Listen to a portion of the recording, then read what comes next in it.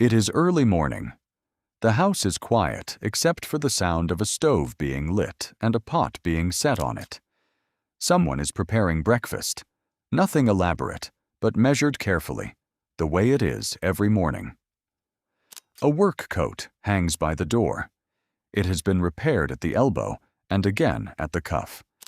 Tools are set neatly along a wall, oiled and maintained, some of them decades old and still in daily use. Nothing in this room looks luxurious, but almost everything in it has a purpose. There's no display of wealth here, no attempt to signal status through possessions, just a household running on a quiet, consistent logic. Use what you have. Maintain what you own. Spend carefully. Help one another. Think beyond today. Now, cut to the present. A household opens a monthly statement. Bills, subscriptions, loans, a handful of small purchases that seemed harmless individually, but added up to something much larger than anyone intended. So here's the question this film is going to ask. How did some Mennonite communities preserve a culture of financial restraint across generations? And why does part of that philosophy suddenly feel relevant again? This isn't a story about religion, and it isn't a story about farming, even though both will appear in it. It's a story about something quieter, how a culture can shape the way ordinary people think about money for a very long time without anyone writing it down as a system. Chapter 1. The culture behind the money. To understand the financial habits found in many Mennonite communities, you first have to understand that money was never really the starting point. Culture was. Mennonite communities trace their roots to the radical Reformation of 16th century Europe, and among the values that carried through generations and across the Atlantic to North American settlements were modest living, community responsibility, stewardship of resources, the dignity of productive work, and a general suspicion of unnecessary display. These weren't abstract ideals confined to church teaching. They shaped concrete household decisions about clothing, housing, transportation, and how a family spent its limited income. It's essential to be precise here. Mennonite communities have never been financially or culturally uniform. Differences in denomination, degree of separation from broader society, geography, and era have produced genuinely different lived experiences. A Old Order Mennonite household in Lancaster County, Pennsylvania, looks very different from a more assimilated Mennonite family in urban Kansas in the late 20th century. What connects many of these communities historically isn't identical practice, but a shared cultural starting point. That social status was not primarily measured through visible consumption. This distinction matters enormously because financial behavior rarely exists independently of culture. People generally spend according to what the people around them have taught them to value. In many Mennonite communities, that teaching pointed away from conspicuous consumption and toward something quieter: usefulness, durability, and restraint. Chapter 2. Spend less without making life smaller. This cultural orientation showed up in specific, documented household practices across many Mennonite communities and generations. Clothing was repaired rather than replaced at the first sign of wear. Tools and equipment were carefully maintained, extending their working life well beyond what less careful maintenance might allow. Materials were reused wherever practical. Food preservation, canning, drying, root cellaring was widely practiced, particularly in rural and farming communities, allowing households to rely less on purchased food through the winter months. Household purchasing decisions frequently prioritized durability over initial price, and unnecessary luxury purchases were generally discouraged by community and religious norms, though the strictness of this varied considerably by community and era. The distinction worth drawing here is between cheapness and thrift, and it's a distinction that shows up repeatedly across period household economics literature more broadly, not just in Mennonite sources specifically. A cheap item that requires frequent replacement can, over its lifetime, cost considerably more than a well-made item that can be repaired and maintained. This wasn't a uniquely Mennonite insight, but it was one that Mennonite cultural values reinforced consistently, generation after generation, through both practical necessity and religious framing around stewardship. The underlying principle, the price tag, is not the same thing as the actual cost. But if the secret wasn't earning more money, what exactly were these families doing differently with the money they already had? Chapter 3. The household as an economic system. For many Mennonite farm families, particularly through the late 19th and much of the 20th century, the household itself functioned as an integrated economic unit in a way that looks unfamiliar to most modern households. A single farm household might combine agricultural production, a kitchen garden, livestock, food preservation, repair and maintenance skills, seasonal off-farm labor, and sometimes a small home-based business, all under one roof, all contributing to the family's overall economic position. The boundary between earning a living and running a household was far less rigid than it typically is today, because so much of what a family needed was produced or maintained directly, rather than purchased. This is an important point to make carefully. This form of frugality was not free. It required substantial labor, accumulated knowledge, and often specialized skill. A family that grew and preserved much of its own food, repaired its own equipment, and sewed its own clothing wasn't avoiding work. It was substituting household labor for cash expenditure, a trade-off that made sense given the relative scarcity of cash and relative availability of family labor in many of these communities, particularly in earlier generations. Every skill a family member possessed potentially replaced an outside expense the household would otherwise have had to pay for. That reality shaped what skills were considered worth teaching to the next generation. Chapter 4. Why mutual aid changed the math. No discussion of Mennonite financial culture is complete without addressing mutual aid, which functioned as one of the most economically significant and most historically documented features of many of these communities. Barn raisings, in which a community would gather to rebuild a neighbor's barn after a fire or other disaster, are among the most visible and widely documented examples, requiring the pooled labor of dozens of people over the course of a day or two, rather than placing the entire burden on a single struggling household. Beyond barn raisings, mutual aid extended to shared labor during planting and harvest, community assistance following illness or death, church-based support structures, and various forms of community fundraising to help members through financial hardship. Some Mennonite communities also developed more formalized mutual aid institutions over time, including early forms of mutual insurance arrangements among members. Structures that later contributed to the development of Mennonite-affiliated insurance and financial organizations in the 20th century, such as Mennonite Mutual Aid, founded in the 1940s, which itself evolved considerably over subsequent decades. It's worth being careful not to overstate this. Mutual aid was not identical to modern insurance, and it did not eliminate financial hardship or guarantee that every family in need received sufficient help. But it did function as a meaningful form of informal social insurance. A family facing a crisis did not necessarily have to solve that crisis entirely alone, and knowing that mattered, both practically and psychologically, in ways that are difficult to fully capture through financial records alone.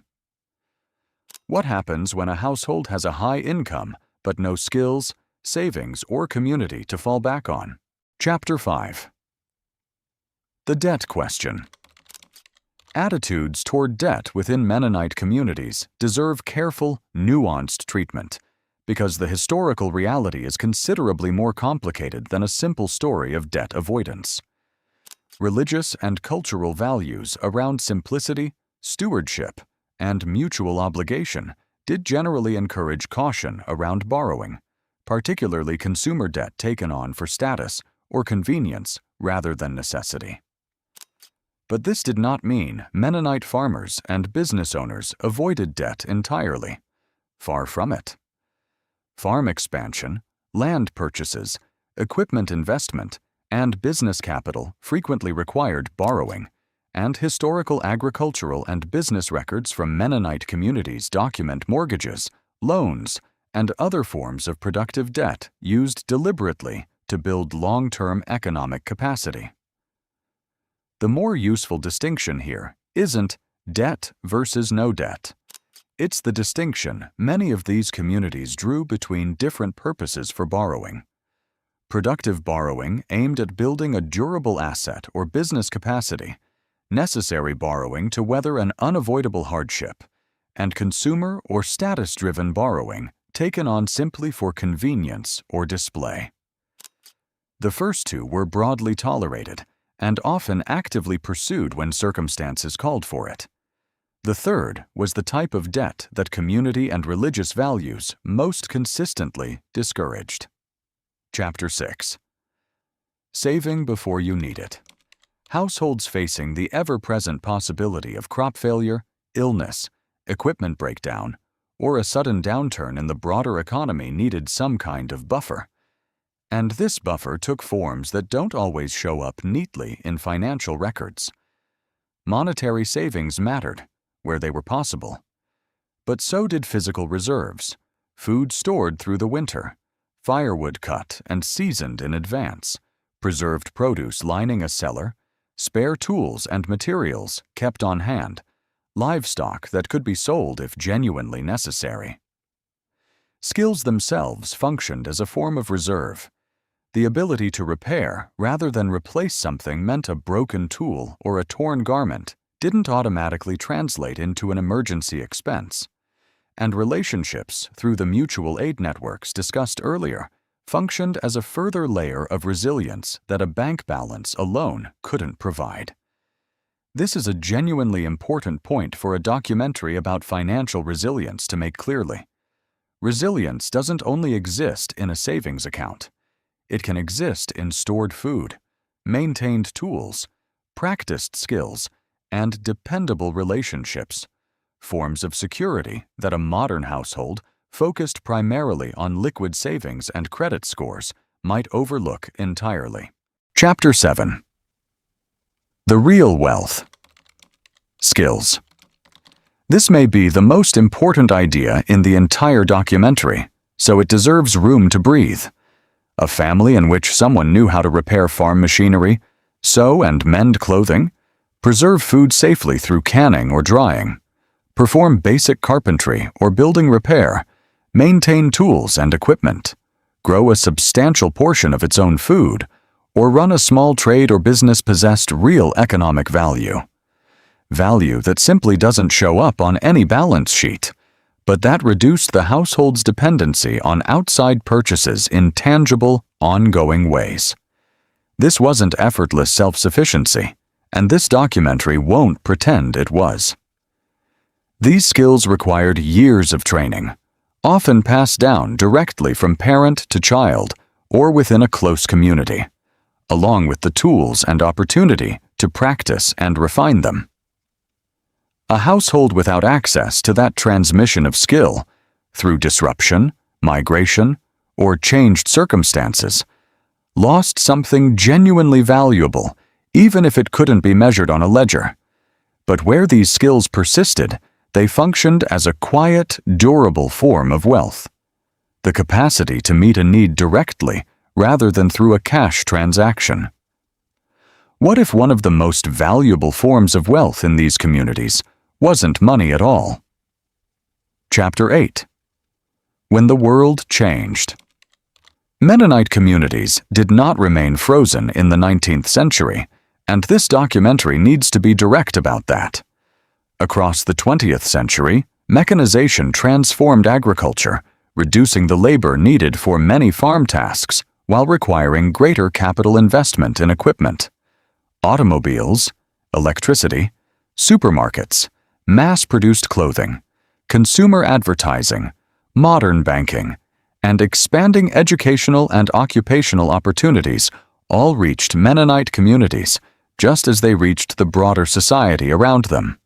The response to these changes varied enormously.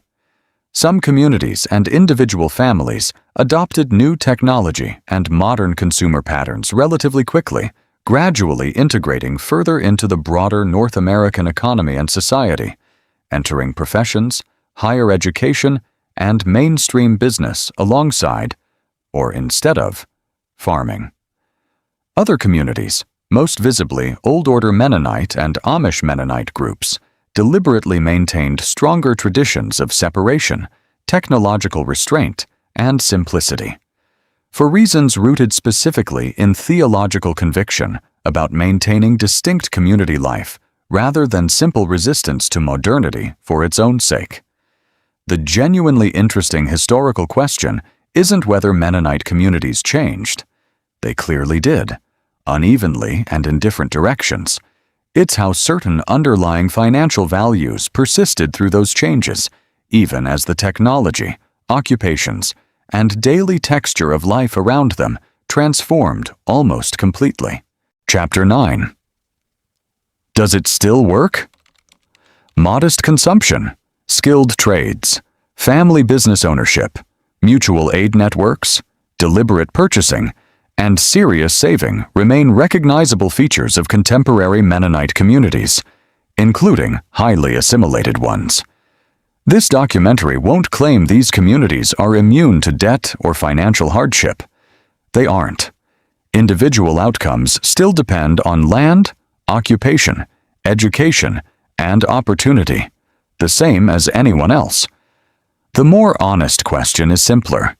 Which of these principles survived a century and a half of change because they remain genuinely useful, regardless of era? Chapter 10. The financial lesson hidden in plain sight. What this history adds up to isn't a secret system. It's a short list of ordinary behaviors reinforced across generations by culture and community. Spend according to actual values, not social signals. Repair before replacing. Build reserves before a crisis, not during one. Develop skills that reduce outside dependency. Think in longer stretches of time. And treat financial stability as something a household builds together, not a purely individual project. None of this is exclusively Mennonite. What makes this community a useful historical example is simply how consistently religious conviction and tight community structure kept these behaviors alive across generations, while the surrounding world changed almost beyond recognition. The principles weren't hidden. They were just quiet and consistent and old. If your own family carries traditions like these, whether Mennonite, another faith community, or simply a grandparent who never wasted anything and never went into debt for something they didn't need, tell us about it in the comments. These are the kinds of financial lessons that rarely make it into a book, but somehow still get passed down. And if you want more stories about how culture and history quietly shape the way people manage money, subscribe. There's more of this story still to uncover.